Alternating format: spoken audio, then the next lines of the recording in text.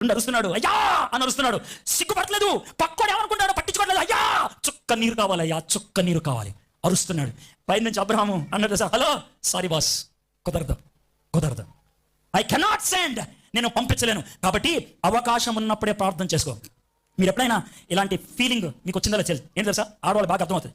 మీరు పొద్దున్నే వంట వండుతూ ఉంటారు, ఓకే, మధ్యాహ్నం ఏం కూర వండాలని ఆలోచిస్తూ ఉంటారు. పొద్దున్నే నాస్తా చేస్తూ ఉంటారు, ఏం వండాలని ఆలోచిస్తూ ఉంటారు.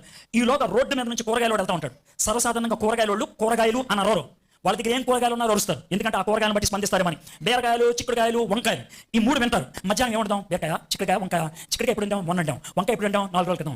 మరి బీరకాయ ఎప్పుడు వండాం, మొన్న వండాం. ఇప్పుడు ఏముంటాం అని ఒక డిసిషన్కి వచ్చావు. ఏంటది, చివరికి బీరకాయ ఉందా అని. అప్పుడు మీ అమ్మాయిని తెలిసి ఆ కూరగాయలు పిలవే అని అంటే బయటికి వెళ్ళి, అమ్మ ఆడు వెళ్ళిపోయాడే. ఎప్పుడైనా విన్నారన్నమాట, ఆడు వెళ్ళిపోయాడు. ఇదే మాట యెషయా గ్రంథం 55 అధ్యాయం ఉంటుంది. నేను దొరకు కాలం ముందు మీరు వెతకండి.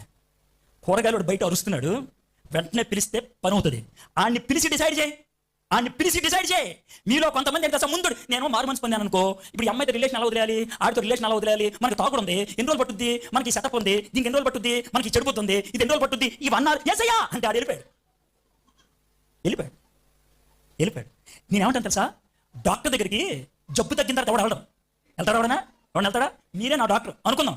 రోడ్డు మీద మిమ్మల్ని కలిసారు, ఏం బాబు బాగున్నా అంటే, లేదు సార్ 4 రోజులు జ్వరం. మీరు డాక్టర్ అయితే ఏమంటారు, జ్వరమా, మరి హాస్పిటల్ రావచ్చు కదా. పర్లేదండి, తగ్గిన తర్వాత వస్తానంటే అర్థం ఏంటి చెప్పు, నాకు చెప్పా.